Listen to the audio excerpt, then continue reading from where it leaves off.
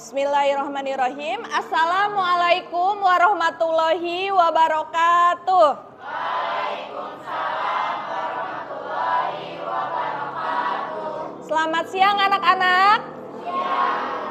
Sebelum Ibu memulai pembelajaran, marilah kita berdoa terlebih dahulu. Silahkan Rizky, ketua kelas, pimpin doa.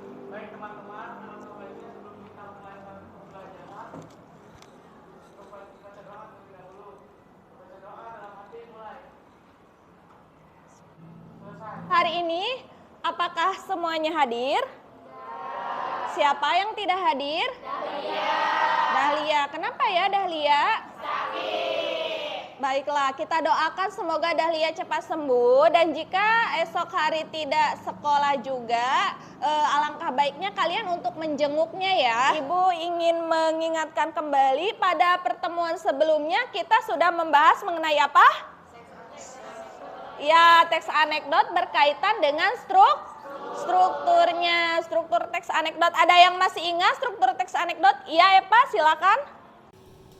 Jadi struktur anekdot itu ada 5. Yang pertama ada atraksi, yang kedua ada orientasi, yang ketiga ada krisis, yang keempat ada reaksi, yang kelima ada koda. Betul sekali, tepuk tangan buat Eva ya.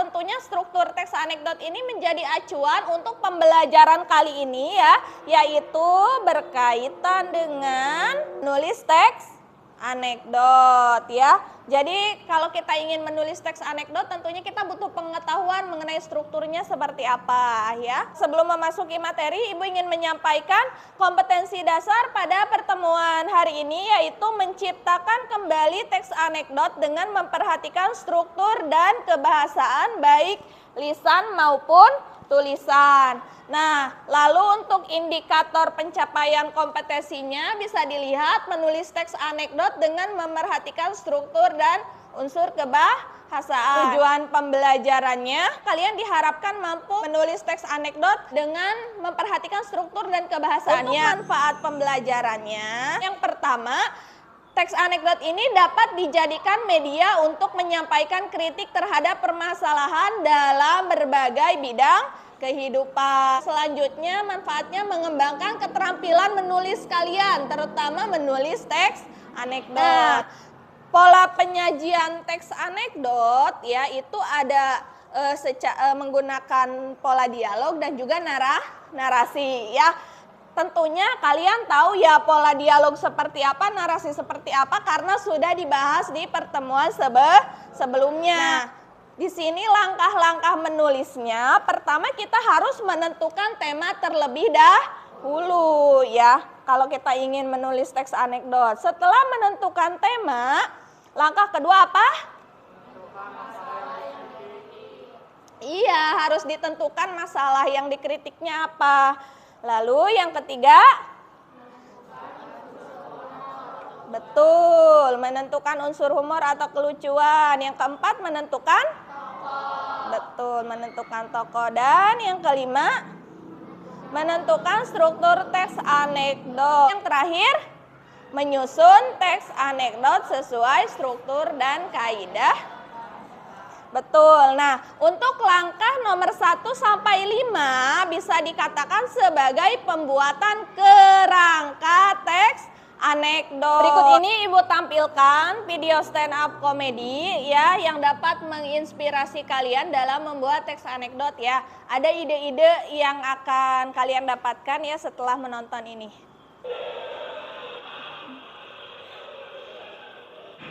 Masih ada teman-teman saudara jadi ya sedekahnya berupa sumbangan berupa target masjid dari Bapak Mehmet. Iya tuh namanya pengen disebutin, nggak boleh tuh. Sumbangan berupa toa masjid dari Bapak Ishak. Iya tuh pengen disebutin namanya nggak baik.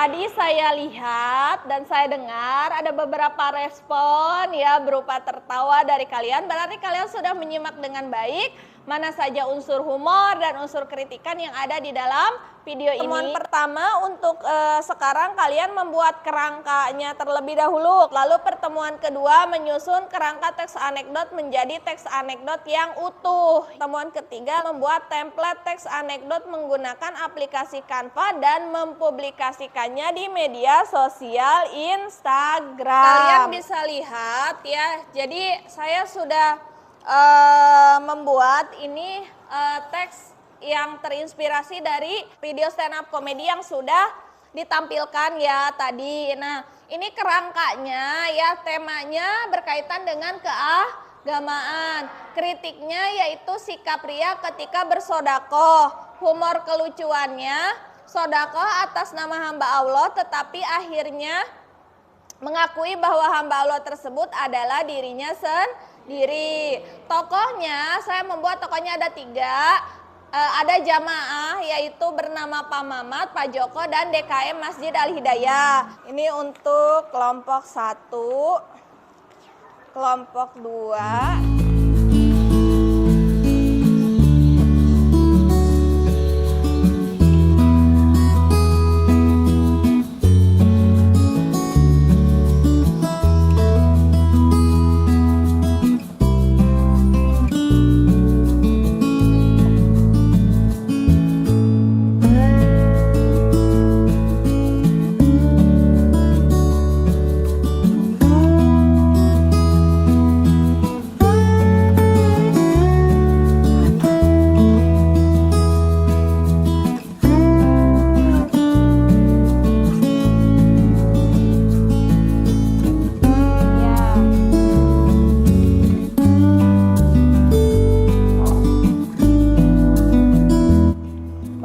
Tema-tema lainnya ya.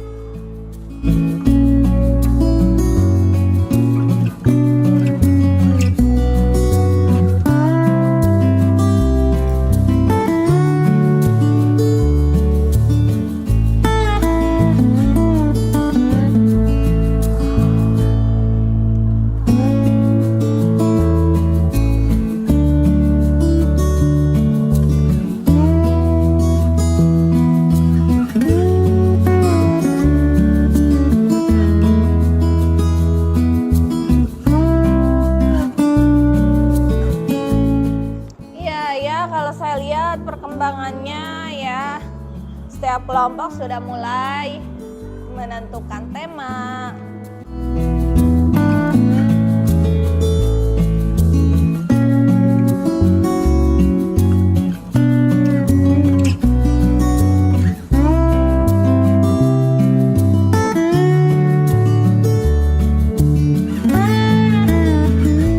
Ya, temanya keagamaan ya.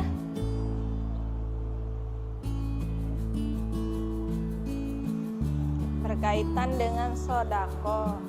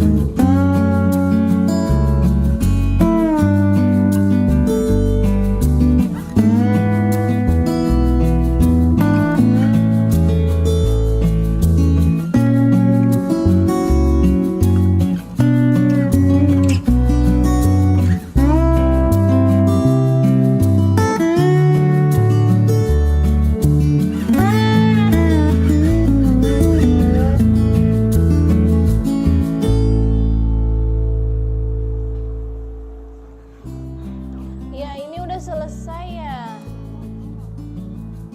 Oh iya.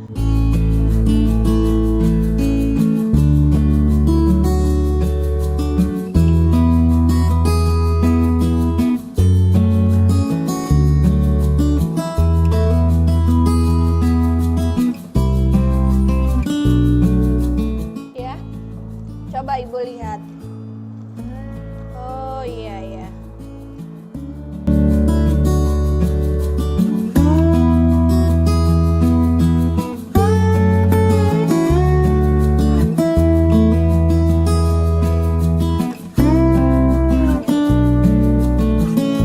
Ya, kelompok 2 sudah selesai ya. Kelompok 1 saya lihat.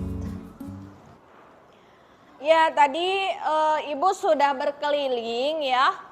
Ada beberapa yang sudah selesai. Semua kelompok sudah memiliki ide masing-masing. Silahkan ada yang sudah siap untuk menyampaikan hasil kerja kelompoknya hari ini. Kelompok 2 silahkan ya semua saja ke depan ya. Jadi supaya terlihat hasil kerja seluruh kelompoknya. Temanya sosial, lalu kritiknya gaya hidup, hedonisme, terus humor atau kelucuannya HP 12 juta, 2 buah HP bisa untuk umroh. Tokohnya Kumala, Riko, dan Didi.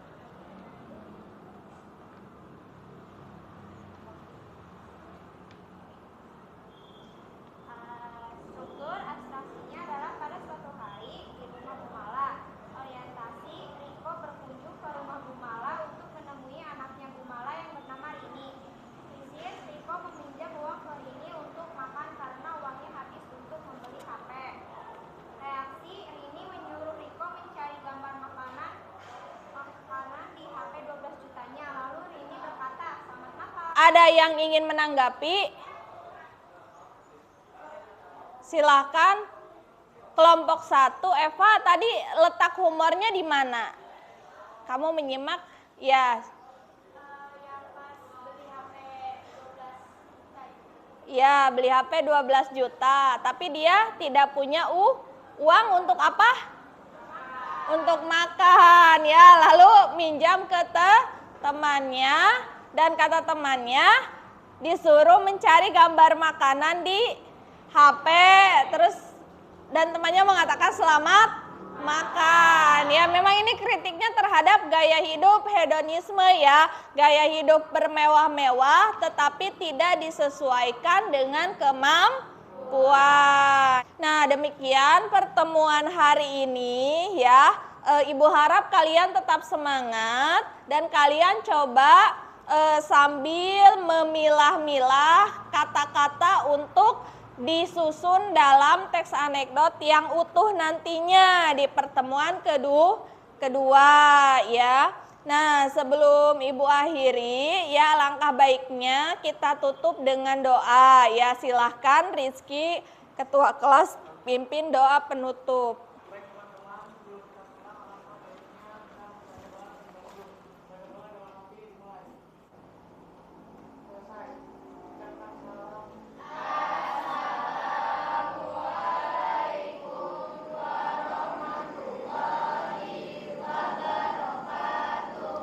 Waalaikumsalam warahmatullahi wabarakatuh.